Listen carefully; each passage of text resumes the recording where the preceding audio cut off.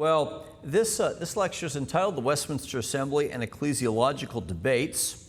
In session 4, my first lecture, I painted a picture of the worldwide Reformed Church that was very Presbyterian in color. And the dominance of Presbyterian polity in Western countries, including Central Europe and some parts of the New World, is part of the sort of forgotten story of English Presbyterianism. It's part of the reason why Owen could reach the age that he did and only find Presbyterians to talk to and no live Congregationalists with whom he could interact. So that's one reason why I told the story earlier on. But if historian Richard Muller has taught us anything, it's to ask why Reformed theologians agreed on certain topics and to at least consider that there might be some kind of medieval background behind that concurrence amongst these theologians.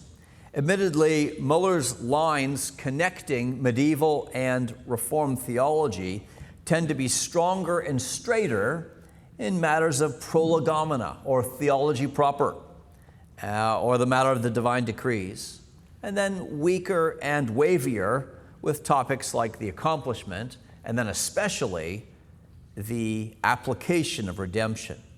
But as it happens, there are huge connections when it comes to ecclesiology. Huge connections between the late medieval period and the Reformation and post-Reformation periods. The reason why all Protestants were able to break with the Pope and why most Protestants would begin to emphasize synods and assemblies as they broke from the Pope has to do with medieval attempts to define or dilute papal power. What happened in the late medieval period is that there was a schism in the papacy. The French appointed a pope in Avignon. After a while, the Italians got tired of having the Pope in France, and so they appointed their own pope back in Italian territory, and neither pope stood down. So now there were two popes. This created an enormous crisis in the church. Who had authority? We thought authority was united in the papacy. And there were all kinds of theologians developing. At this point in time, universities had begun to develop. And theologians began to say, well, it's the Pope when he has his curia, when he has his advisors. That's where the real authority comes from.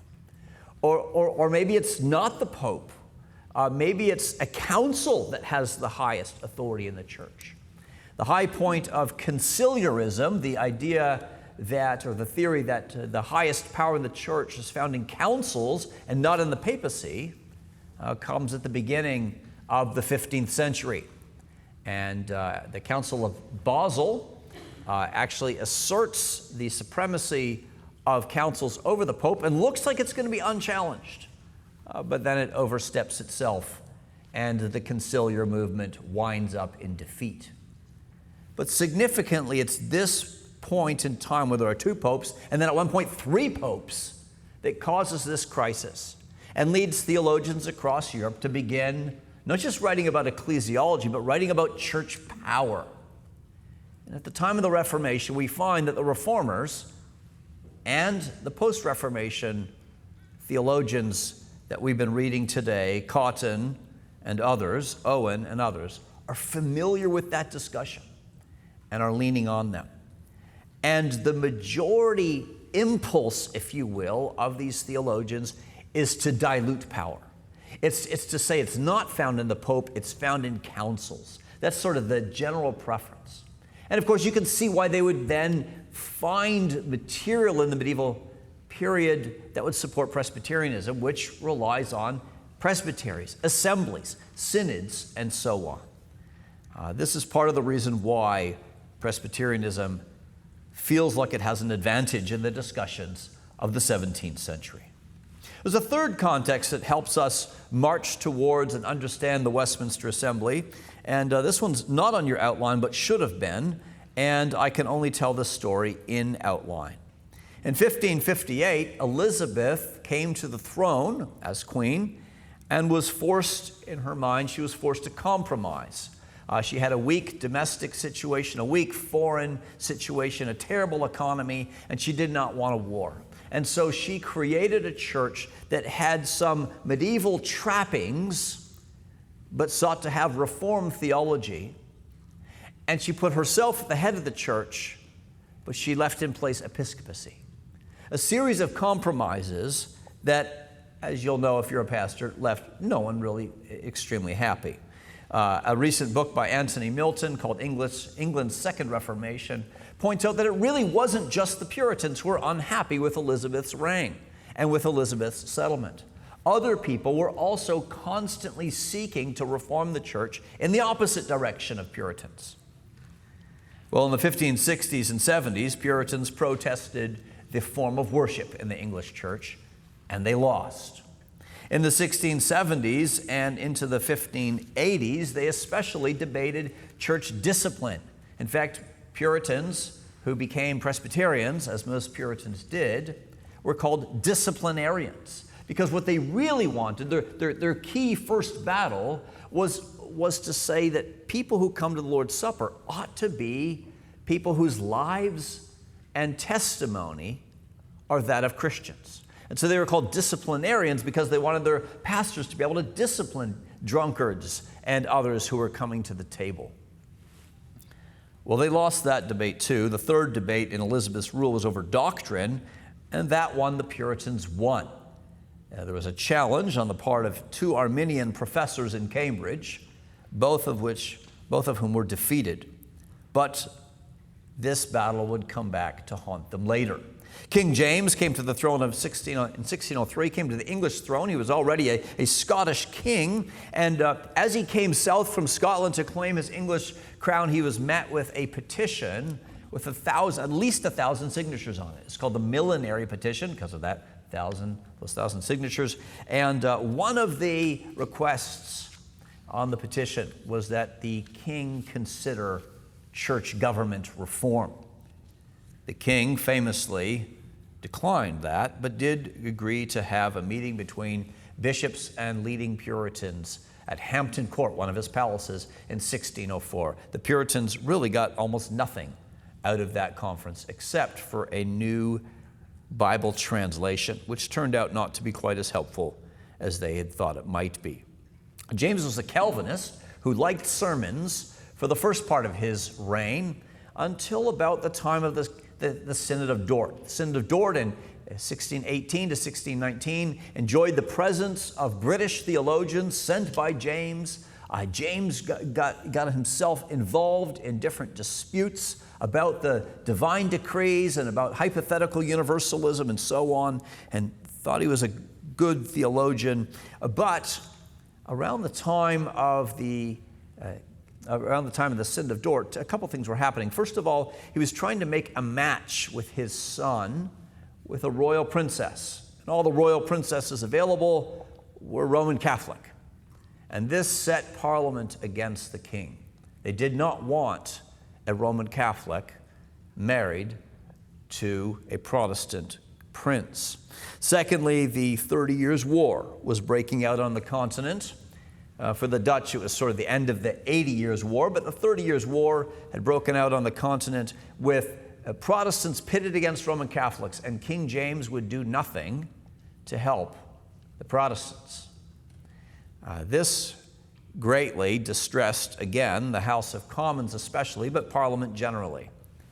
And those who were more fervent in their Protestant convictions went to Europe without the king's blessing, without his financial support, and fought on behalf of Protestant forces in Europe. This would come back to haunt the House of Stuart, King James's son, Charles. Well, due to the criticism of Parliament, the king turned against Puritans. He turned against their Sabbath keeping. He turned against their convictions about the doctrines of grace. And he died in opposition to his parliaments in 1625. King Charles, his son, took the throne and followed in his father's footsteps, he adopted similar policies with similar success. The reason why kings call parliaments, or called them back then, was to raise taxes. The king would call Parliament would say, "What would you like?" The king would tell them, and he would then expect them to come with their demands. Of course, we'll raise taxes for you, and these are our demands. And the demands of Parliament were too often religious demands, demands for reform in the church. King James hadn't liked that. King Charles didn't like that. And eventually in 1629, King Charles said, "Okay, I will reign without Parliament. I simply will not call Parliament again," something which no monarch had thought to be wise or possible for a very long time. This determination to rule without Parliament, of course, set the king against many who cared about the political privileges of the English people, including many lawyers in the kingdom. He then appointed Archbishop William Laud. He appointed William Laud to be the archbishop in 1633. William Laud was an avant-garde Episcopalian who liked to enforce every possible ceremony in the church, as well as to invent a few extra. He also, Charles, appointed a tyrannical lieutenant to reign in Ireland. As if he could not do more damage, he decided in 1637 to give the Scottish a gift, to give Scottish Presbyterians the gift of an English Anglican Book of Common Prayer. This did not excite the Scots. Famously, as legend would have it, a milkmaid named Jenny Geddes threw her stool at the preacher's head when he tried to read from the Book of Common Prayer. A riot broke out in Edinburgh, and by 1638, riots had spread across the country, and the Scots signed a national covenant, a covenant to uphold the religious privileges and the political privileges of the Scottish people. The king understood what that really meant. They were opposed to his policies. So he tried to invade Scotland with an English army. And here his problems really came to a head. The king had somehow managed to cobble together enough money with, elastic readings of current laws, resurrecting old laws on taxation, expanding the duties of imports and exports in England. He had somehow managed to run the country without calling Parliament.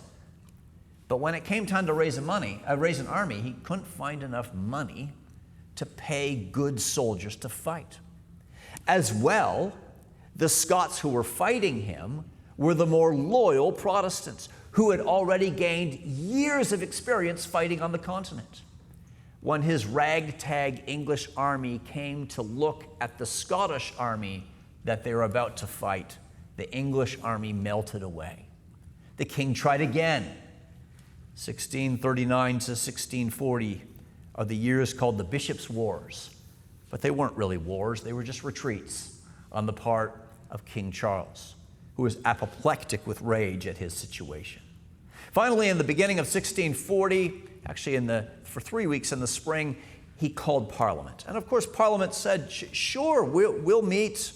What would you like the taxes to be? And by the way, here are the changes we'd like to see in the church.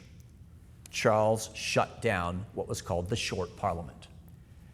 But by this time, the Scots had invaded England and were sleeping in English homes and eating English food. And the king needed to do something about the fact that an army from one of his countries had invaded another one of his countries. And so in the autumn of 1640, he called Parliament again. And this time, in short order, Parliament made as one of its requests, one of its demands, that Parliament not be canceled, that Parliament not be closed, prorogued, until Parliament itself decided so, rather than the king deciding so. The king was forced to agree to this rule, and it would prove to be his eventual undoing. This Parliament's called the Long Parliament. It ran from 1640 to 1643. It's this Parliament, or at least a significant part of it, which would in 1642 eventually declare war on the king. No longer convinced that they could get him to behave honestly or fairly, they thought they would drive him to obey the law. It's this Parliament, too, that decided that since one of the problems in England and Scotland had to do with religion, worship, government, and so on, that they ought to call an assembly of ministers together to try and propose a solution to England's problems. That group of ministers, called by Parliament to solve England's problems, was the Westminster Assembly. The assembly eventually took its name. At the time, it was called the Assembly of Divines. It would later come to take its name from the English abbey in which it met. That's what we think about when we think about the Westminster Assembly. But it was probably called the Westminster Assembly first as a slur, like the word Puritan, as a negative term. It was the assembly associated with Westminster, with the politicians, not an assembly that had been properly called by the church. Well, the Westminster Assembly was officially comprised of 120 theologians picked by Parliament, as well as 30 members of the House of Commons and the House of Lords, who were monitors or observers of the assembly. A few of them participated in the debate, but not many. The Jerusalem chamber, where the assembly spent most of its time, was probably about the size of the front of this church. If one sort of works from the front of the pew to the wall behind me, it would be about this size. They would cram into this small space. The door for entry would be off on my left, where there's a door. There was a narrow aisle in which one could file into the room. Where the baptistry is, there was a great big fireplace, and the members of the House of Lords would park themselves in front of the fireplace and block the heat. Then on my right side, and over on the far right, the east side of the room, where there was a huge window, a whole bunch of divines would be packed up in bleachers. And in front of the window was the prolocutor, or the moderator of the gathering, an old man, kind of a hero amongst the English, named William Twiss, one of the first of the English to write against Jacobus Arminius. And then on the other side of the room were members of the House of Parliament on the bottom bench, or Scots on the bottom bench, and members of the House of Commons behind them. And then a whole bunch of other divines, which is just a Latin word for theologians, running along the rest of the room and along the wall back to the door.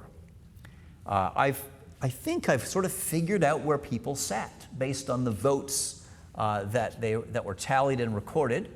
I think I even know exactly what seats some of them were in. A lot of the oldest and best educated men sat on the, I guess, on my right, but that would be the prolocutor's left. The Presbyterians would sit near the Scots, and then in the back corner were a lot of Congregationalists. We know troublemakers sit in the back corner, so that's where the Congregationalists were. There were no Baptists there. And then some Presbyterians who were close friends of the Congregationalists would also tend to sit with them. And then down the middle of the room was a huge table where the scribes sat, trying to record the speeches that were made in the room, to make copies of documents, and to do other things which are still hard to figure out. Well, as you may know, in the eyes of the English Parliament, or as I've just said, in the eyes of the English Parliament, and by the way of people petitioning Parliament for change, and in the eyes of the pastors assembled in Westminster Abbey, a major grievance provoking the war had to do with church government, as well as worship and theology. Any hope of royal approval for this synod was doomed almost from the start. The Parliament told that each man whom they elected to come, that they had to come on threat of penalties such as imprisonment, and the king said each one must not attend upon similar dire threats. Members of the assembly were allowed 4 shillings per day, which Parliament usually forgot to pay them, and taxpayers were worried that equipped with a favorite cushion, as one newspaper put it, these clergymen would be happy to sit in session until Jesus Christ returned. As it happens, they did not sit that long, as you now know, but they did sit for about 1,400 sessions from July 1643 until the demise of the Long Parliament in 1653. Together they'd write more than 100 documents, at least 140, not including many short certificates and papers. And they debated many subjects. Their opening debates were about the 39 Articles, but in the autumn, a number of Scots joined the assembly, and the gathering's attention turned, Parliament said, to either worship or church government. They had to pick one or the other, and they had little trouble deciding that they wished to discuss church government. That was the most pressing problem. Now, debates at the Westminster Assembly involved a number of different sort of shifting parties. It sort of depended on the issue that was being debated as to how the different divines or theologians divided up. Efforts to plan church government, when so many people had never been allowed to discuss it, when pamphlets challenging episcopacy were illegal, were bound to be adventures. And debates in the assembly could be very lively. The Scots, who were used to organized meetings, were horrified at what they saw. When two people stood up to speak at the same time, the assembly would yell the name of the one that they wanted to speak, and then the person whose name was yelled the loudest was the one who eventually got the floor. It was highly disorderly. William Twiss was a great scholar. He was not a great moderator. Well, I'll return to this in my next talk. But in order to tell the story of assembly debates, I think it's helpful, almost necessary, to give you a few different terms. And two of the terms that I think are useful to distinguish are ecclesiology and church polity. I think we need to conceive of them, if we're going to understand the assembly's debates, as distinct but not separate spheres of church government. Not spheres of church government. I think I want to say different spheres of principles or ideas about church government. The first of these spheres, ecclesiology, refers to the guiding biblical and theological principles that undergird and inform our understanding of church government. An example of an ecclesiological principle is one that so delighted our hearts a few minutes ago. The idea of Christ's headship over the church. A follow-on ecclesiological principle would be that Christ is the only legislator and we are administrators. We don't get to make up church law as we go along. These are ecclesiological principles. You don't sort of do Christ's headship in a session meeting. It's what's behind what you do in an elders meeting. These ecclesiological principles are derived from the Bible, or perhaps from good and necessary consequence, logical deductions from the scriptures. And of course, while we have shared ecclesiological principles, Christians do not agree on all of them. The second of these spheres is church polity. Church polity, or ecclesiastical polity, has more to do with immediate practice. This is often, but not always, the outworking of ecclesiological principles.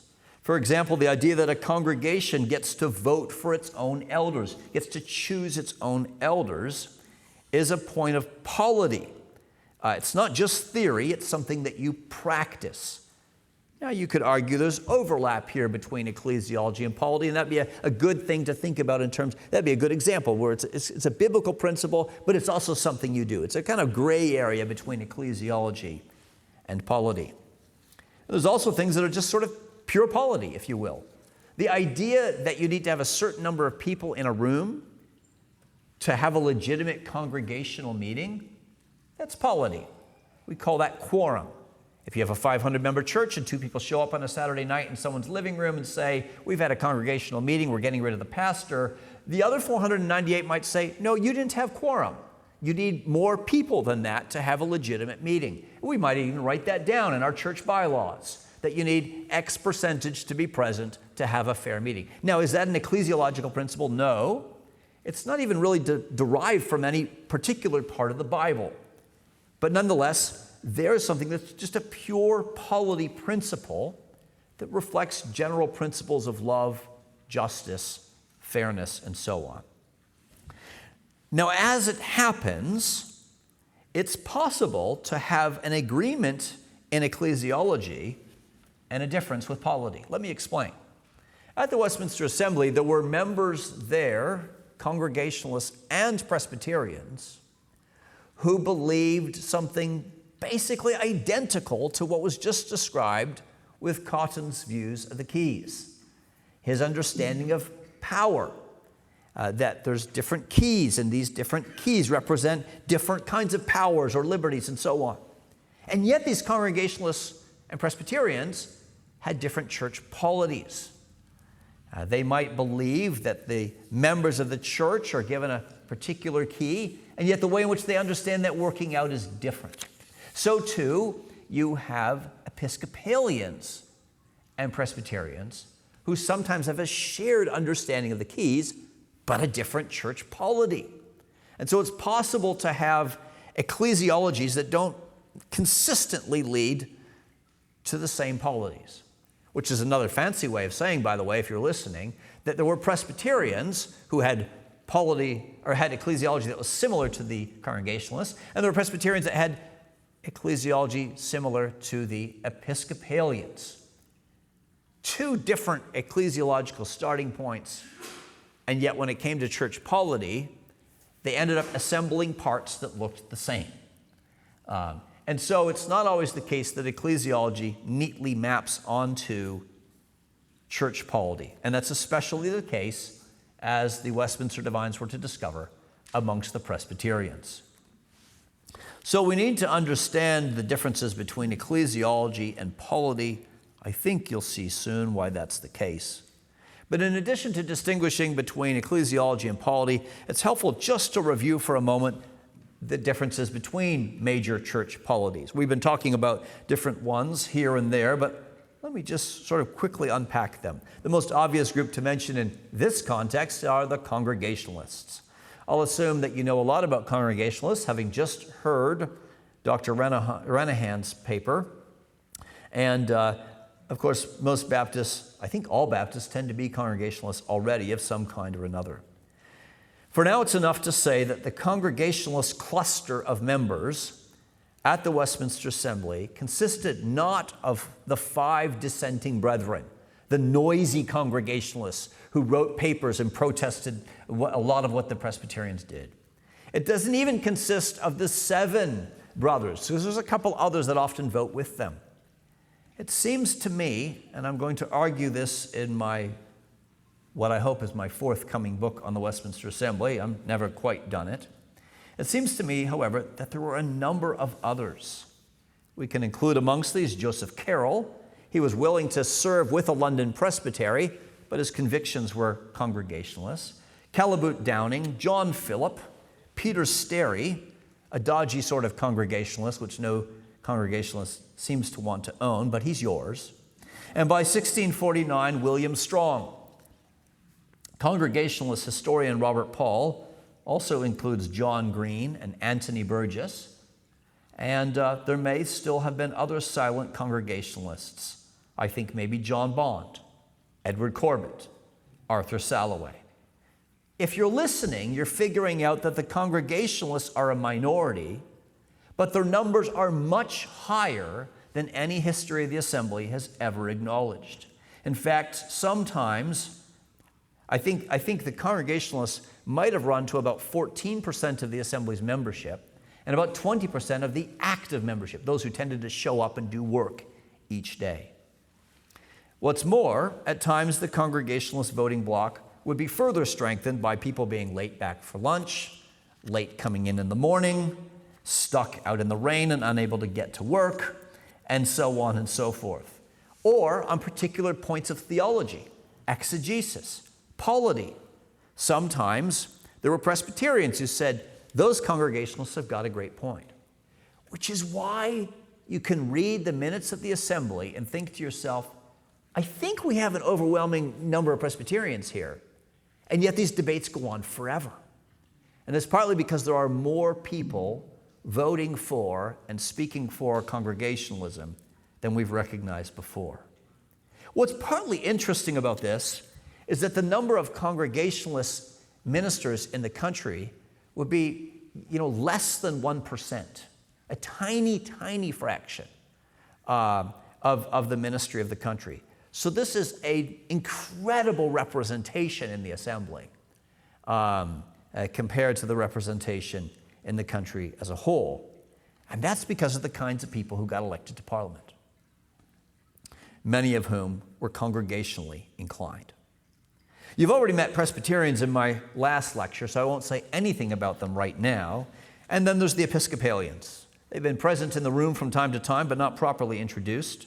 Episcopalianism is that theory of government that believes in a hierarchy of church officers over other church officers. And there are different orders of office, from archbishop down to bishop to archdeacon to priest and deacon. And only a bishop can ordain a priest or deacon.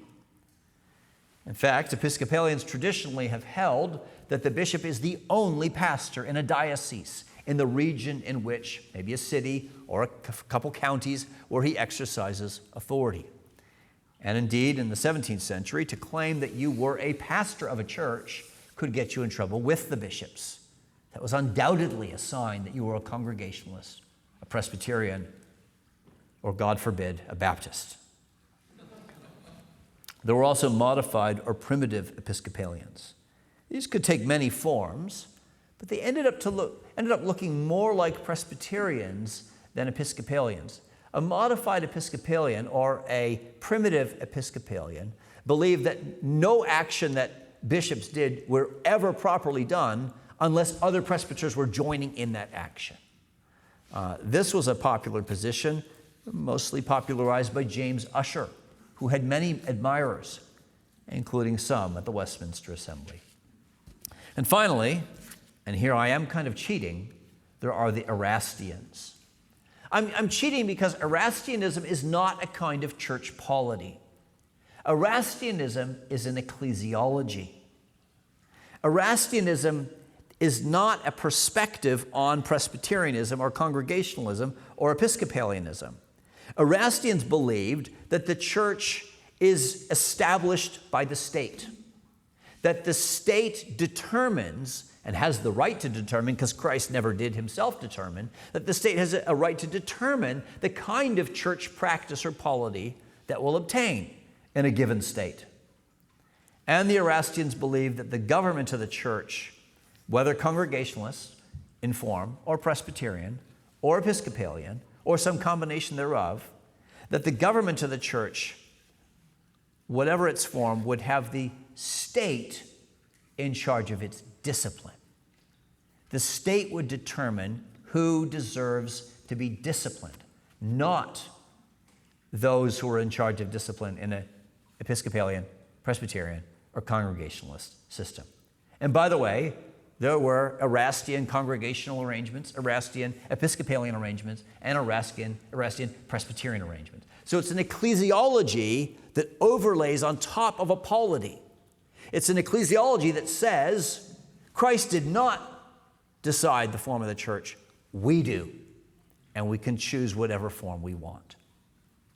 When Parliament asked the Westminster Assembly to discuss worship or government, and they quickly decided on government in October of 1643, only after a lengthy debate did they think about how, or did they conclude how they were going to approach the subject of church government.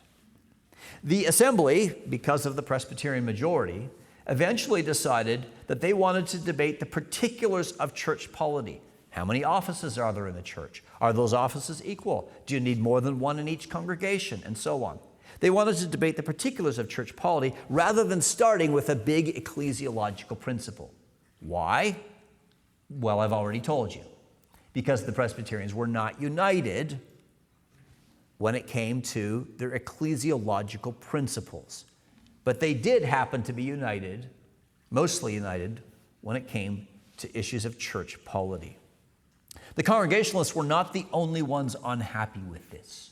There were a couple Erastian theologians at the Westminster Assembly. They wanted to debate ecclesiology also.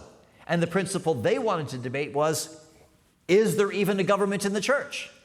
Does the Bible even teach a particular form of church government?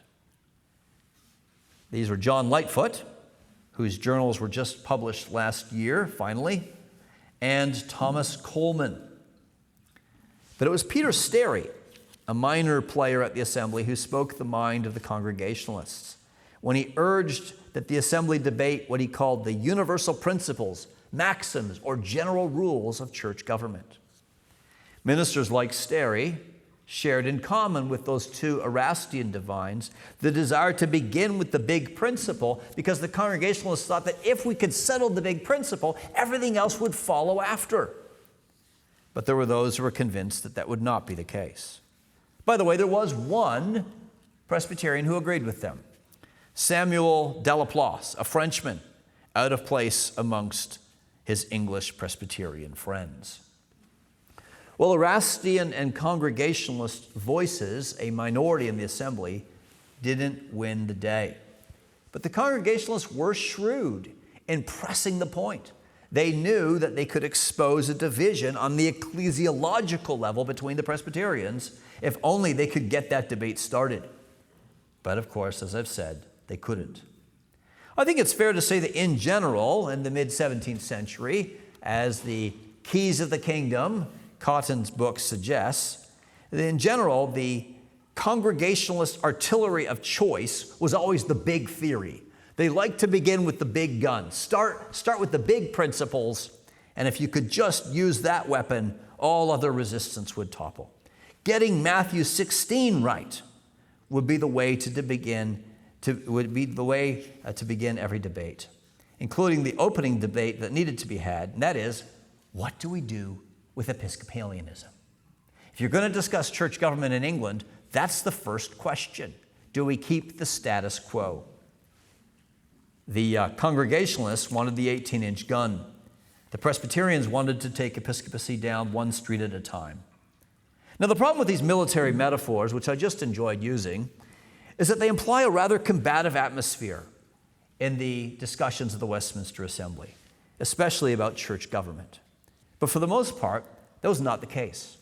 I remember in my first few reads through the minutes of the Westminster Assembly, I would notice that Philip Nye, a Congregationalist, and George Gillespie, a Scottish Presbyterian, would always call one another my brother. And I thought it was sarcastic. I thought it was sarcastic for the first year or two of reading the minutes. And eventually I figured out from other sources, these were actually friends.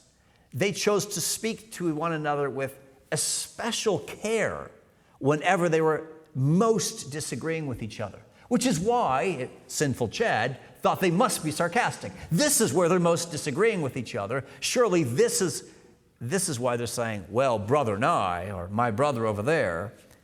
But indeed, they were showing each other high levels of respect. The assembly did have heated exchanges, including over church government. There were loaded phrases and words, and even moments, seasons of real frustration. It's understandable. They were coming from different places and couldn't arrive at the same destination. But they shared many common commitments. The Congregationalists, of course, had a starting principle.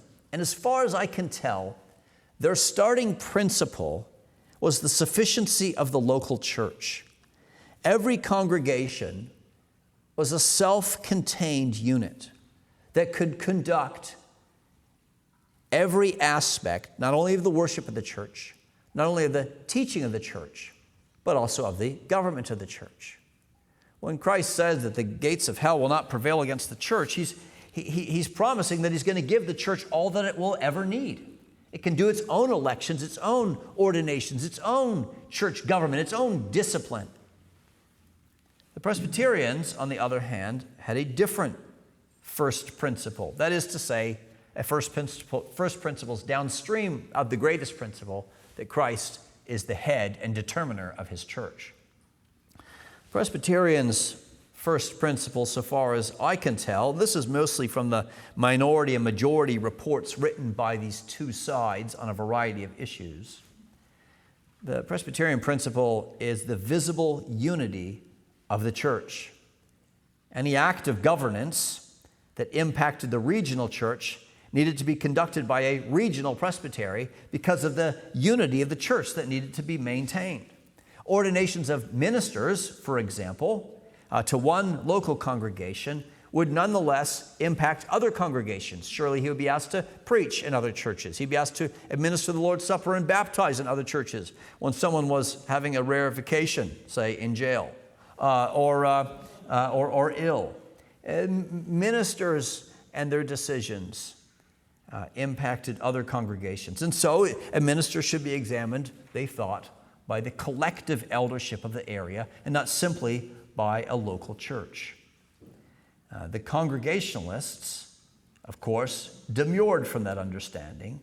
And I do believe that this idea that the church needs to find ways to express visible unity through its government, through the diaconate, and other ways, versus this idea of the sufficiency of the local church is part of what caused so much frustration and the inability to meet at the Westminster Assembly in spite of many points of continuity. But again, in spite of this, the tone in the assembly was not hostile. Despite these differences, it was often cordial, even after it was clear that one party had won a certain debate and the other could do nothing much to change the results. Well, as indicated, the assembly's earliest church polity discussion was about episcopacy, no big surprise, and the assembly grasped the thorny topic with both hands, deciding that they first needed to determine which offices in the church are extraordinary and which are ordinary. What are the ordinary offices of the church? Is there one level of office over another? The debate came about in part because of a shortage of ministers. Ministers had died because of the war. Ministers were displaced because of the war. All kinds of ministers had to be chaplains because of the war. Ministers were jailed because of the war. Ministers were graduating and no one could figure out how to ordain them because of the war.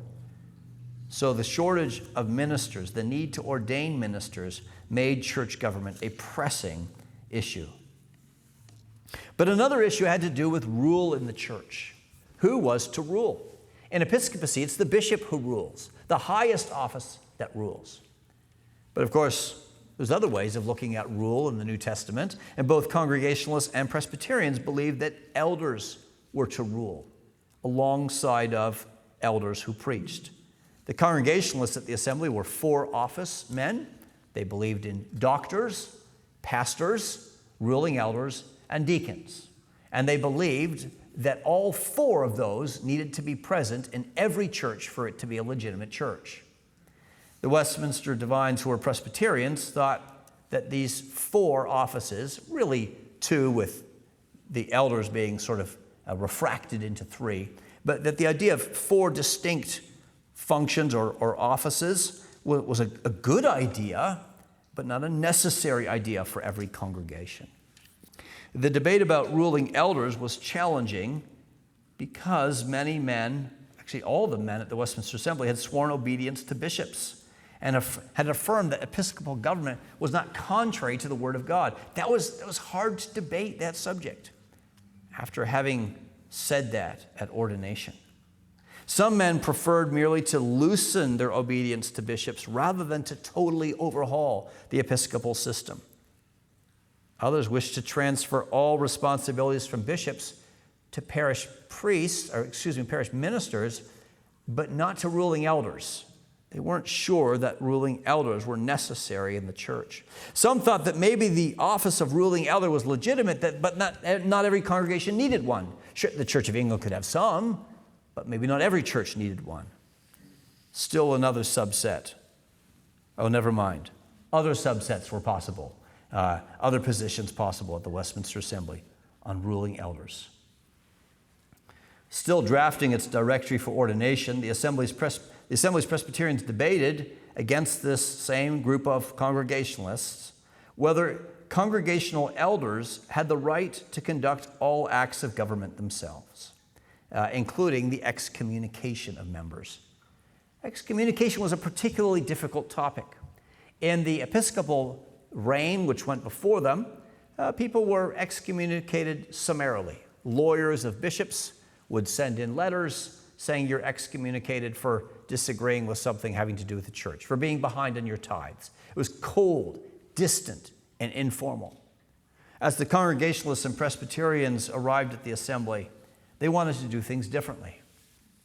The Congregationalists wanted to make sure that excommunication would be pastoral, that the people who were excommunicating someone would know the person well, and therefore it had to be kept within the church. The Presbyterians thought excommunication is such a staggering form of discipline that it ought to be very rare. And they would allow church elderships to suspend people from the table. But if someone was to be excommunicated from the church, that needed to be discussed at a presbytery. They also believed that because they believed if someone was excommunicated from one church of Christ, he or she was excommunicated from all churches of Christ. And therefore, it was again a matter of regional interest if a person was to be excommunicated. Both sides, incidentally, agreed after much debate that congregational elderships at least could get as far as suspending someone from the table, and each side came to agree that each congregation could choose their own ministers, something which had never been possible in England before.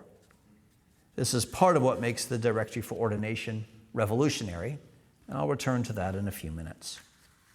The next major debate amongst the Congregationalists and Presbyterians had to do with appeals, and that, of course, was connected to synods. Did the kind of meeting described in Acts 15, at which apostles and elders deliberated together in Jerusalem, describe something ordinary or extraordinary for the church? After all, apostles were present.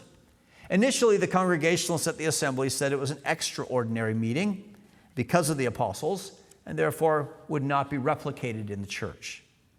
After much debate, nearly everyone at the assembly came to accept that the church ought to have synods, but then other questions came up. What would they do? What power would they have? And how often would they meet? The Congregationalists decided that synods could only discuss doctrine, that the decisions of synods would be merely advisory, and that synods would meet as necessary. The Presbyterians, while lauding the commitment to synods, disagreed on each of these 3 points. First, as they read the opening verses of Acts 15, the problems in Antioch that gave rise to the synod in Jerusalem, they concluded that, yes, the matter that came before the synod of Jerusalem was doctrinal. The doctrine of salvation, in fact, was at stake. But the question also had to do with circumcision and false teaching. As well as they read the final paragraphs of Acts 15, they saw a decree coming from the synod that had to do with practice in the church and which described certain teachers as troublers of the church. It seemed too simple to say that only doctrine was determined. Second, they could not accept that synods were only advisory. They were eventually able to convince most of the Congregationalists that the Acts 15 synod at least was authoritative, because in verse 28, the synod wrote that their decisions seemed good to the Holy Spirit and to us. It's not the kind of phrase you use when you're making a recommendation. Seems good to the Holy Spirit and to me that you do this. But the Congregationalists believed that the authority that attached itself to that synod had to do with the presence of the apostles. The Presbyterians mentioned again and again that others were present. Apostles and elders debated, spoke and decided.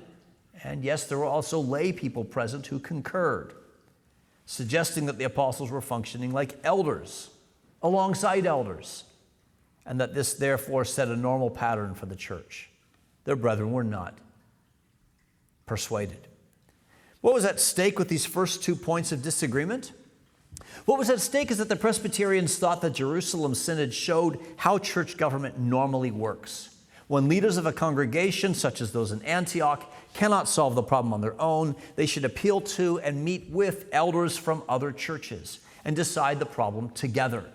In other words, the Presbyterians thought that members and teachers of local congregations should be able to appeal to a presbytery, appeal to a wider group of elders. They also assumed that in a situation where a congregation was at an impasse, that a larger group of elders from multiple churches would have authority over smaller groups of elders from a single congregation. The Congregationalists, with their starting principle about the sufficiency of the local church, could not accept this. The Presbyterians, wishing to see greater visible unity in the body of Christ, thought authoritative synods were essential. Third, and as a matter of least significance, Congregationalists believed that a synod should only meet when a specific issue emerged. The Presbyterians said, no, there should be regular meetings of elders in synods, even though we don't see regular meetings in the New Testament, because there's so much work for elders to do collectively. English people sin so often, and so many churches need to be planted, that we should schedule regular meetings, and if we have no sin to confront and no churches to plant or missionaries to send, then we could cancel a meeting. Easier to cancel a regular meeting than to set up an occasional situationally specific meeting. At the end of their debates, it was the Presbyterian proposals that carried the day, and another exchange of minority and then majority papers would be written. Here, as elsewhere, with discussions about church governance, the assembly would submit papers that would eventually find their way to a printer. Some of these papers were not printed for years, but eventually in 1648, they were collected together under the title of the first minority report written by the Congregationalists. A long, winding title about, it's basically a protest against the third proposal concerning Presbyterial church government, not a grabber of a title. In the early 1650s, the printer, unable to sell his stash, put on a new cover. He called it the Grand Debate. That's a much better way of trying to sell ecclesiology. 3535 Foundation, just a tip for you all. And that seemed to have worked. To win a debate in the assembly was one thing. To win a debate with Parliament was quite another. A narrow majority in the House of Commons did not like what the assembly had to say about government. And as the assembly submitted its first document, its directory for ordination, which had pages of exegesis explaining why this method of ordination was from Christ and then how to do it, the Parliament just moved aside all the ecclesiological stuff, all the biblical exegesis, and only published the instructions on how ordination would be done. This was a crushing disappointment to the Westminster divines, and they would see this repeated in anything that they wrote on church government. Meanwhile, the issue of church discipline took another turn. The assembly had petitioned Parliament to consider keeping away from the Lord's table those whose life or profession of faith did not satisfy minimum requirements, yet to be determined. In fact, to be determined by pastors and elders. Parliament did not like this idea at all. And yet it was one of the oldest of Puritan dreams to finally get to the point where people who had a credible profession of faith would be attending the Lord's Supper, and people who did not have a credible profession of faith would not be attending the Lord's Supper. The Westminster divines, Congregationalists and Presbyterian, thought of attendance at the Lord's Supper as always having the potential of being high-stakes pastoral care. Sometimes people would need to be warned away or suspended from the table for their own good. But for the Houses of Parliament, the idea of church discipline was just a fancy way for pastors to excommunicate politicians. Any attempt by the Westminster Assembly, and here the debate was mostly carried on by the Presbyterians, to get discipline done at a local level met qualified acceptance and resistance. Parliament saying, it's a good idea, we just don't want you, pastors, to be in charge of it. As one member of Parliament wrote in his private journal, we all know what passions clergymen are subject unto. Well, what would be done? Eventually, the House of Commons, which was the main objector to the Westminster Assembly's proposals, insisted that the Westminster divines create a list of any points of ignorance that could keep people from the Lord's Supper. If people did not believe these certain things, well, then they could be kept away by a minister or an elder. The House of Commons also suggested very practically that the Westminster divines write a complete list of all sins that could keep people away from the Lord's Supper. And the Westminster divines did not think that was a very good idea. And they explained that English people are way too creative in their sinning for this to be possible. The House of Commons was not persuaded. And grudgingly, the Westminster divines created a longer and longer and longer list of sins. But they always appended to their list some kind of an objection, an argument from the early church, an argument from the Bible, an argument from foreign churches around Europe, showing again and again that this was very unusual. It was unbiblical. It had no precedent. No other civil government required this. But the House of Commons dragged out of the Westminster Assembly a long list of sins. Eventually, the Assembly asked its persistent and final question: what happens if someone sins and it's not on the list? This was not a problem. All one needed to do as a pastor was to write to Parliament, and its next regular meeting, a committee would meet to discuss the sin and then write back to the pastor and the elders to let them know if that was worthy of suspension from the Lord's table. When the legislation was finally printed, the Westminster divines said they would not cooperate. The House of Commons was furious. They sent lawyers across the street to lecture the divines for 4 hours about all the things Parliament had done and could do to clergy. They did not back down. Eventually, the House of Commons made some adjustments, tried to make their legislation slightly more adaptable, and over time, Presbyterians made peace with yet another unhappy component of what Scottish Commissioner Robert Bailey would famously term a lame Erastian presbytery. I have in your outline the two documents that I've discussed most this evening. One is the Directory for the Lord's Supper. Here are a number of points that someone needs to believe in order to come to the Lord's table. The Presbyterians did not believe in a confessional membership. They believed in a confessional leadership. Someone needed to hold to a robust set of doctrines. They need to be reformed to be leaders in the church. But to be members of the church, they just needed to be Christians who understood the Lord's Supper. These points are very interesting, and you, as Baptists, would find it particularly interesting that when it comes to understanding baptism, we are only told what the elements are and what they signify. Nothing is said about the mode. Nothing is said about the subject. Presbyterians wanted Baptists in their congregations. They just didn't want them to be their elders and deacons. Secondly, we also discussed the Directory for Ordination, and there I have printed for you some of the things that would be asked of an incoming minister. Ministers were asked what degrees they had, how long they spent getting them. They were not necessarily impressed with someone who could get their degree very quickly, and they were also worried about someone who took a very, very long time to get their degree. If it takes you 8 years to get a bachelor's degree full-time, you will not be able to preach 2 or 3 sermons a week. If you got your bachelor's degree in 2 years, you might not have learned very much. They cared about the degrees you had and how long it took to get them. You can see the different rules for examination. I think one of the most powerful one is the first, that the party examined be dealt with all in a brotherly way, with mildness of spirit. This is what and how we ought to treat one another in the ministry. Finally, what was so remarkable about the Directory for Ordination is that for the first time, congregations were allowed to meet a ministerial candidate, to interview him, to hear him preach, to spend a couple days with him, see if he could talk about Jesus in complete sentences, to see if he was a sort of normal kind of person. And then they could vote to accept that person or not.